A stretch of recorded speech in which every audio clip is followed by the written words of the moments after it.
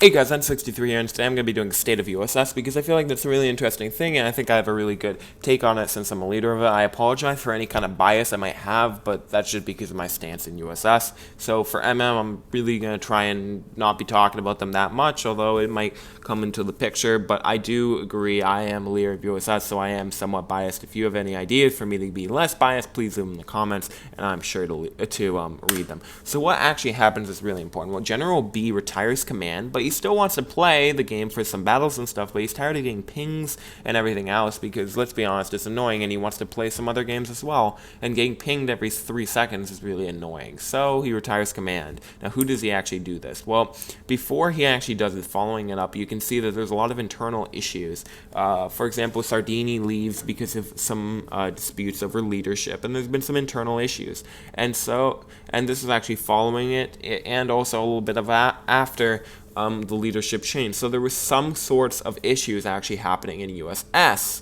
Then, when General B fully ended up retiring, you see there was a new leadership. And who that new leader is, that is moi, because I'm amazing, I'm great. No, because, honestly, I was like the second in command or whatever. And, well, third, because Skulls wasn't already quit and didn't want to take it. And so General B wanted to retire command, then to me, I was the default to below Skulls. So that's how I became leader. Now what I decided to do, because let's be honest, I do some stupid stuff sometimes, I ended up creating a council, a very small council of only me, Atismo, and a person I'm going to get into later, but it's still going to be a little bit of good because it helps create good ideas. Now, the really important thing that's actually been happening as well is APs are over, so a lot of people are returning back to Dreadnought, especially US players, because they are done with APs and don't need to keep studying for it 24/7. So you can see the same kind of diplomatic stance is still there with SI and and Epic and Poop and BB all fighting against USS, Siberia, CI, PEZ, and BGI.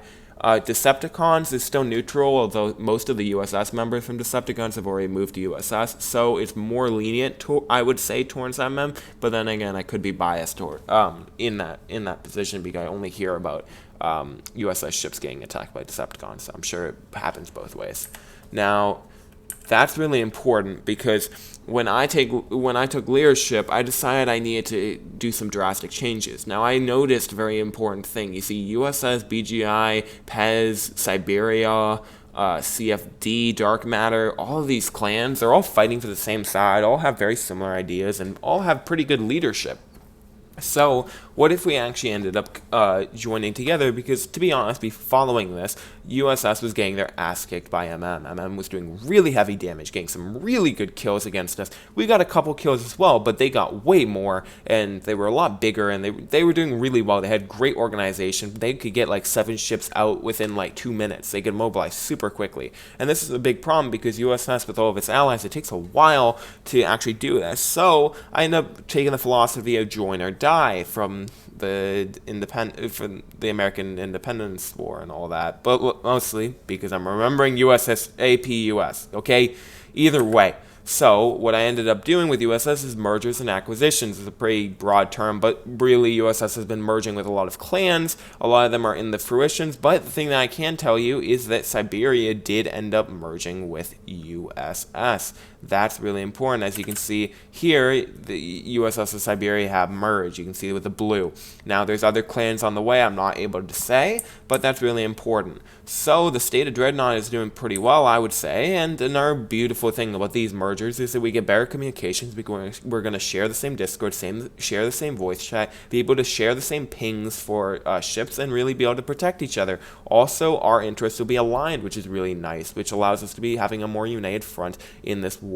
Another great thing is that the leadership that we're going to be taking from these mergers are going to be really good. If you take the best person from each clan or the leader of each clan, it's going to be a pretty good player. And if you get all of those players leading one clan, that's going to mean you got great leadership, great ideas, and the clan will prosper. So you can see that's going to be the war effort. And the question is USS stronger than ever or not? There's a lot of turmoil from regime change. There's a lot of questions about the mergers and the fairness of it. And there's a lot of questions about how I'm going to be doing leadership, how the council is going to work, and what's really going to happen. So I hope I informed you guys about the state of USS. I'm sorry if I can't tell you enough about any future merges, but there's a lot more on the way, and I can't tell you. There's a lot of other things in the works right now, but hopefully you guys enjoyed. Hopefully you get informed, and if you enjoyed this, please leave a comment down below. I would really appreciate that because comments are really nice for me. And bye.